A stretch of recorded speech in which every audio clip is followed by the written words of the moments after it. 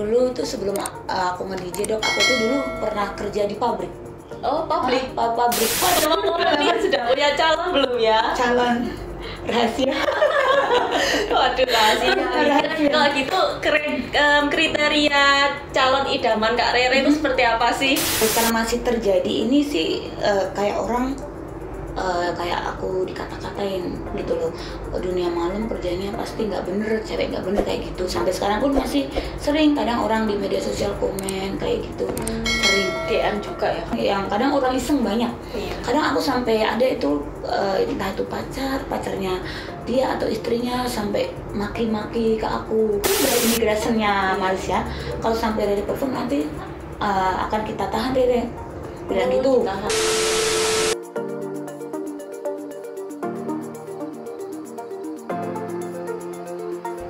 Halo semuanya, ini sekarang kedatangan Kak Rere Monik, DJ paling hits se-Indonesia. Bagi yang belum kenal, yuk kenalan dulu nih, Kak Rere Monik ini siapa sih? Halo semuanya, kenalin ya, aku DJ Rere Monik R2M, DJ yang stay di Surabaya. Iya, Dok. stay di Surabaya, tapi namanya sudah harum se-Indonesia loh. Yuk kita lebih mengenal Kak Rere yuk. Gimana sehari-harinya Kak Rere, terus gimana juga Kak Rere di masa pandemi ini. Jadi Kak Rere ini sebenarnya kerjaannya apa sih, lebih detailnya DJ di mana gitu. Iya Dok, jadi aku tuh kerja aku DJ ya, stay di Surabaya. Untuk genrenya aku genre funkcore. Tapi semua genre aku bisa, cuman untuk tiap harinya aku tuh main funkcore di Mystic Nightclub Surabaya Kapas Lampu. Oke, bagi yang mau ketemu Kak Rere ya sudah dikasih tahu nih. Langsung berangkat setelah pandemi corona, tapi Siap. soalnya sekarang kan tutup gitu. Iya betul. Nah sebelum nge-DJ kan, kalau Rere sekarang kan nge-DJ, sebelumnya tuh kerjaannya apa sih atau ngapain Gitu kesibukannya ya. Kak Rere? Dulu tuh sebelum aku nge-DJ Dok, aku tuh dulu pernah kerja di pabrik. Oh pabrik. Pabrik Oh pabrik. furnitur. Iya oke. Pabrik furnitur. Oh Kayak gitu. Setelah itu kenal teman-teman kayak gitu, diajak dugem. Kenal dunia malam, terus aku sih iseng-iseng belajar nge-DJ. Sebenarnya nggak ada niatan untuk nge-DJ, nggak ada niatan, cuman mau belajar aja. Tapi nggak tahu cocok aja. Terus ada yang nawarin buat main di cafe ini, klub ini, terus event kayak gitu. Jadi ya udah aku main Ngalir aja. aja ya. Alhamdulillah ya sampai sekarang. Sudah berapa lama? Kurang nge-DJ, lebih Kak? sih 4 tahunan. 4 tahun ya. Oke, lumayan ya Kak. Jadi otodidak ini ya. Sekarang kan masih pandemi nih Kak Rere, waktu pandemi gini apa masih sering perform? Masih sih Dok, untuk sehari-harinya sih masih live di studio kan, masih ada anak-anak kayak pesen lagu, request kayak gitu. Dan juga masih ada event-event sih kayak ke luar pulau, kayak di Banjarmasin, Palembang, luar kota Jawa Timur juga masih ada, kayak area Tuban, Bojonegoro, Lamongan kan mereka masih banyak yang buka sih klub-klub. Oh, Cuman untuk Surabaya sendiri masih close ya? masih close, bener-bener close kayak gitu. Betul. Saat pandemi gini berdampak nggak sih Kak buat Kak Rere di pekerjaannya itu? Ya cukup berdampak sih Dok, karena kayak biasanya aku tuh ada jadwal juga di luar negeri kan, aku kontrak di luar negeri juga, ada di Johor, Malaysia. Wah, luar biasa. Karena gara-gara ini pandemi ini jadi kan kontrak putus dulu, kita kan memang nggak bisa perform di luar negeri ya, yang ya? biasanya pun diskotik yang besar-besar di luar pulau pun juga kan ada kontrak juga banyak yang hilang gitu, kayak event-event kan memang banyak klub-klub yang tutup sih ya. kayak gitu. Tapi sekarang kalau nggak salah lewat aplikasi ya Kak ya, perform lewat aplikasi ya Kak ya, lebih banyak ya orang-orang ya. Untuk sekarang sih ya itu tadi Dok, live di studio, orang pesen lagu, kita live di studio, kita live di FB, IG kayak gitu sih. Kayak nanti aku kirim linknya, cuman kayak gitu, cuman nggak pernah jadi online ya, lewat online. Job online. Ngomong-ngomong nih Kak Rere, kalau misalnya DJ kan performnya kan pasti malam kan. Kira-kira menurut Kak Rere dunia malam tuh seperti apa sih Kak? Itu sebenarnya ya tergantung orangnya masing-masing ya. Kan selama ini kan memang dunia malam kan identik dengan hal-hal yang negatif. Iya, itu tergantung dari kita sendiri sih. Kadang kan orang pergi ke dunia malam kan cuma untuk hiburan. Kayak aku sendiri dong, sebenarnya banyak juga yang hujat kerja dunia malam kayak gitu kan. Ya mereka bilang pasti narkoba, pasti minum, pasti ngerokok. Sedangkan saya sendiri pun saya nggak ngerokok, saya nggak minum, saya nggak narkoba. Saya kerja, pakaian saya pun juga apa ya masih sebatas wajar sih kayak gitu. Ya sebenarnya tergantung orangnya masing-masing sih kayak gitu. Jadi tergantung masing-masing orang ya. Jadi kita nggak mesti ngomong dunia malam tuh pasti negatif ya, tapi kan tergantung orang masing-masing sendiri. Kadang kan orang cuman kayak nyari hiburan udah kayak gitu aja ya, buat have fun ya. Tapi Kak Rere kan banyak ya stigmanya orang tuh ke dunia malam tuh kan pasti negatif. Kalau menurut Kak Rere pandangan orang-orang yang stigma negatif ke dunia malam tuh gimana? Mungkin ya mereka cuma melihat hal negatifnya aja gitu loh. Mereka kan mungkin nggak pernah masuk ke dalam, cuma lihat setaunya kalau orang masuk dunia malam pasti mabuk, pasti ini tapi enggak sih, enggak seperti itu sih, enggak semuanya seperti itu sih dok. Banyak juga kok teman-teman aku DJ juga, kadang anak-anak pun pengunjung datang dia nggak minum. Cuman menjalin relasi pertemanan. Dia cuman datang pengen lihat, dia pesennya soft drink cuman kayak gitu sih. Jadi memang nggak bisa dipukul rata kalau dunia malam itu pasti negatif. Betul. Jadi ada juga yang datang ke tapi minumnya legit tea atau soft drink gitu ya, nggak mesti ya. Betul. Dengar nih, Kak Rere kan punya channel YouTube sendiri ya. Itu kalau nggak salah channelnya sudah 200.000 ya Kak ya? 200.000 lebih lah, 225.000 atau berapa gitu. Itu cuma dalam waktu berapa Kak? Sekitar 2 tahun? 2 tahun mungkin ya. Lupa Gimana sih? Karena yang megang memang bukan aku sendiri sih. Yang megang kan ada tim. Tapi gimana sih Kak kiat-kiatnya itu mungkin bagi para pemula-pemula yang baru memulai mau jadi YouTuber, kok bisa sampai dari awal nol kan Kak sampai bisa jadi 200.000-an hanya dalam waktu 1 tahunan. Nah itu, saya juga bingung gitu. Ya kita upload aja sih video-video aku waktu nge-DJ itu aku upload. Konsisten yang penting ya Kak. Aku upload kayak ada lagu baru, terus langsung upload kayak gitu. Terus aku juga sering kayak share di media sosial yang lain kayak Facebook kayak gitu. Akhirnya ya sekarang udah naik sendiri ya. Jadi harus cari tren yang kekinian juga ya Kak ya. Kak Rere ini asli mana sih sebenarnya Kak? Kalau aku dok itu aslinya itu Jawa Tengah Sragen. Cuman udah lama stay di Surabaya, kan kerjanya di Surabaya. Tapi sekarang aku ada rumah di Gresik. Jadi nanti mau pindah jadi orang Gresik. Orang Gresik nih. Terus Kak Rere umur berapa ya Kak ya? Umur 28. Udah tua ya. Masih muda ya. Teman-teman ini sudah punya calon belum ya? Calon rahasia. Waduh rahasia. Kalau gitu kriteria calon idaman Kak Rere itu seperti apa sih? Yang pertama aku nggak suka orang kecil atau kurus, aku suka orang yang tinggi. Agak gemuk-gemuk gitu loh dok. Aku berotot atau yang gemes yang yang bener begitu suka. Jadi enak kayak apa ya, roti yang gemes ya. Terus ya intinya sabar, karena memang aku kan orangnya inilah apa ya, orangnya kayak judes, kayak gampang marah kayak gitu. Bisa mengimbangi ya Kak ya. Sabar, ya sebaik, ya ganteng nggak perlu ganteng lah. Jadi yang penting kalau diajak jalan nggak bikin malu. Putih atau ya putih, kalau putih banget jangan sih. Jadi kalau itu penampilan fisik nggak terlalu ya Kak ya. Lebih ke arah yang inner beauty ya Kak. Ya, sabar kayak gitu aja sih dok. Nah bagi yang punya body yang sesuai mungkin mau daftar.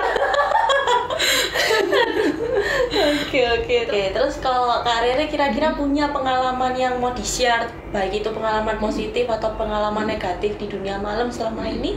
Banyak sekali sih dok. Yang sampai sekarang masih terjadi ini sih kayak orang kayak aku dikata-katain gitu loh, dunia malam kerjanya pasti nggak bener, cewek nggak bener kayak gitu. Sampai sekarang pun masih sering kadang orang di media sosial komen kayak gitu, sering DM juga ya kak ya. DM ngata-ngatain banyak. Kadang gini, kan memang aku WA aku itu kan aku share di media sosial untuk kerja. Kadang kan kita kan nggak tahu ada orang WA itu siapa, kadang hampir semua orang yang kadang orang iseng banyak. Kadang aku sampai ada itu entah itu pacarnya dia atau istrinya sampai maki-maki ke aku kayak gitu. Padahal nggak ada hubungannya ya, nggak ada kontak juga ya sama cowok itu ya. Nggak ada kontak kayak gitu, sering sekali. Terus ya pernah perform sampai kena cakar-cakar tangan, dicakarin cewek-cewek. Enggak, mereka kayak ya udah apa sih namanya kayak minta foto atau apa gimana ya ditarik-tarik fansnya ya. Berdarah kayak sering. Pernah hampir mau jatuh dari ini panggung karena ditarik itu pernah udah mau jatuh. Tapi ini pengalaman ini yang benar-benar nggak akan pernah aku lupakan dok. Aku pertama kali kan show di Malaysia, luar biasa di Malaysia. Aku kan nggak ngerti aturannya seperti apa, aku nggak tahu. Ya udah aku berangkat aja. Aku kan pasrah sama pihak dari Malaysia yang manggil. Katanya sudah beres. Oke, aku berangkat kan. Ternyata gini, harusnya itu kan harus ada izin. Namanya puspal. Kalau aku kan nggak ngerti ya, karena aku baru pertama kali itu. Aku ternyata nggak ada puspal, ternyata nggak diurus sama pihak sana. Dan sebenarnya dari pihak sana itu penyelenggara itu sudah dikasih tahu ini Rere ini nggak boleh perform, dia nggak ada puspal. Kalau sampai dari imigrasinya Malaysia, kalau sampai Rere perform nanti akan kita tahan Rere, bilang gitu. Masuk penjara juga. Terus gini, tapi kan posisinya itu ternyata tamu itu sudah full lah kemana-mana sampai nggak muat, sampai udah overload lah. Dan dari pihak penyelenggara itu bingung kalau sampai Rere nggak perform ini nanti klub kembaliin tiketnya hancur kan gitu. Takut kan kayak gitu kan. Memang dari orang Indonesia kan yang kerja di Malaysia banyak. Akhirnya pihak klub, aku nggak tahu kalau ada masalah itu, aku nggak tahu. Aku di hotel dijemput cuman bilang ya udah perform aja lah 1 lagu 2 lagu gitu. Aku nggak tahu, aku baru perform 1 lagu tiba-tiba udah lampu nyala, immigration udah masuk semua. Aku bingung kan. Aku ditarik sama ada teman aku, ayo keluar. Aku udah jalan, terus immigration tuh di depan, kamu DJ ini ya, kamu tadi perform sama temanku. Dijawab enggak, ini apa. Ternyata di dalam sudah ada itu di kamera, sudah ada mata-matanya ya yang video. Aku bingung. Terus dia minta surat-suratku, aku kasih paspor aku, kamu ada puspal? Nggak ada. Terus akhirnya aku dibawa dulu, dikumpulin, dan anak orang-orang Indonesia juga banyak juga sih yang kena juga, karena mereka mungkin mereka kerja di situ tapi nggak punya puspal, terus paspornya banyak yang mati kayak gitu. Setelah itu ya udah aku dibawa ke imigrasi, cuman nggak lama sih, sekitar 4 hari lah di sana tunggu diurus bayar-bayar itulah. Bayar prosesnya. Aku juga bingung, aku tanyakan, tapi untuk imigrasinya tuh baik. Tambah aku diajak foto-foto sama mereka. Kapan lagi katanya bisa foto? Kayak gitu dunia ternyata. Kapan lagi bisa foto katanya kayak gitu. Aku tanya apa salah aku bilang gitu. Kamu nggak ada puspal. Saya kan nggak tahu, saya nggak ngerti. Saya pikir sudah diurus semua. Iya memang kamu salah, tapi kamu nggak salah. Kamu salah tapi nggak salah gitu. Karena salahnya itu dari pihak yang undang kamu itu udah kita sudah bilang sama dia, kita sudah datang ke tempatnya, tapi dia nggak mau dengar. Dan sudah aku udah sampai Indonesia pun dok, itu masih ada pun banyak yang hujat aku gara-gara kejadian itu. Katanya apa sih, gelap bilang gitu. Maksudnya ini Kak Rere gelap kerja di sana gelap itu nggak ada izin gini-gini. Tangkep gitu ya. Banyak yang ngata-ngatain kan, memang orang yang suka nggak suka kan ya. Lebih banyak orang yang nggak suka. Udah aku dimaki-maki. Orang yang menghujat tuh rasanya lebih puas gitu ya. Nggak tahu kenapa kok orang lebih suka menghujat orang ya. Aku sempat nyampe Indonesia pun aku nggak bisa kerja langsung. Kerja aku tunggu aku berapa hari baru aku kerja.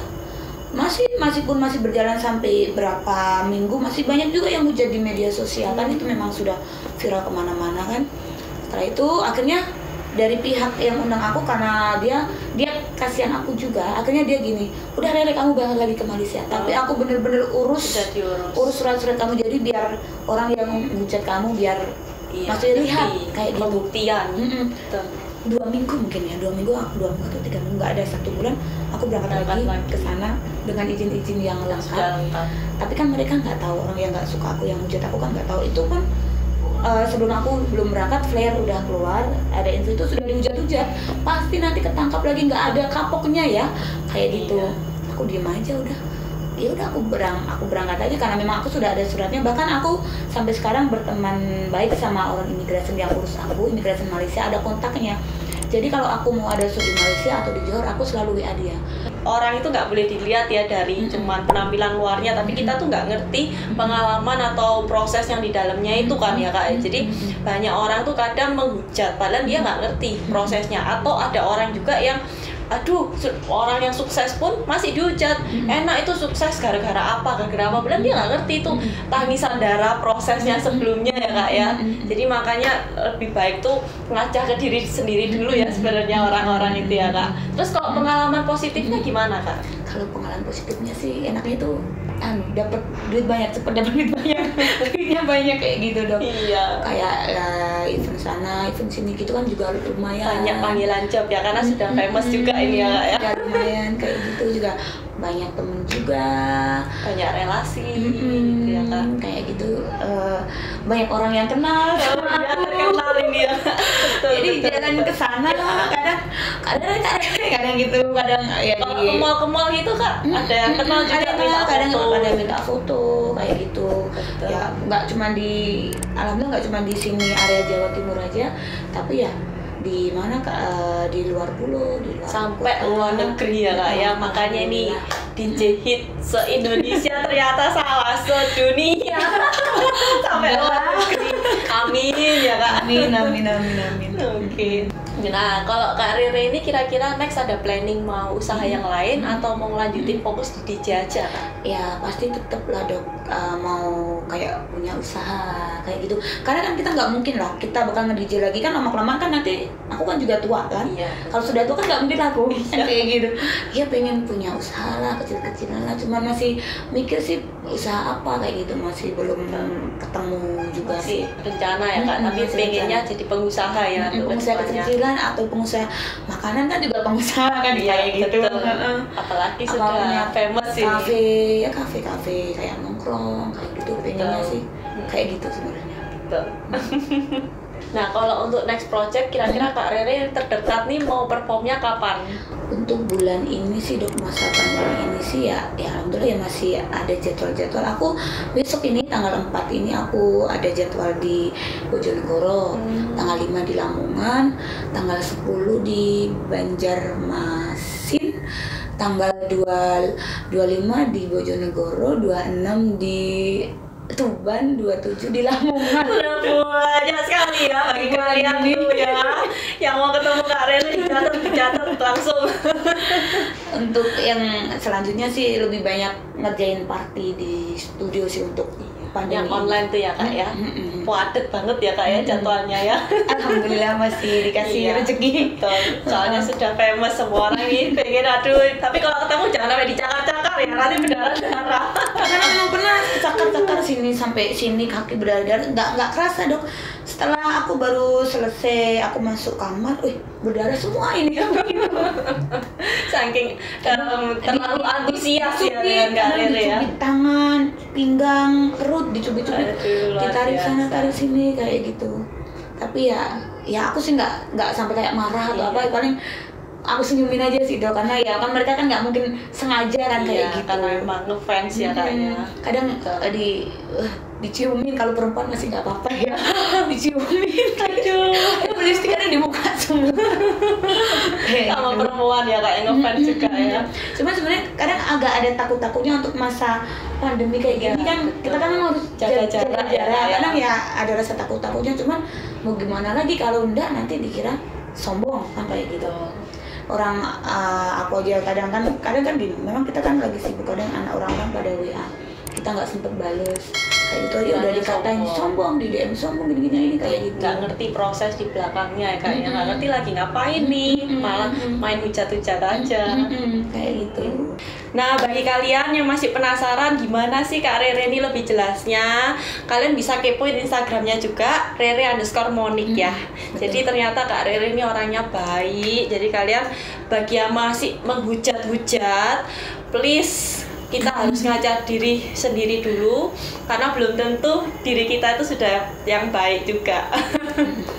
Oke, Kak Rere mungkin ada sepatah dua patah kata untuk para netizen.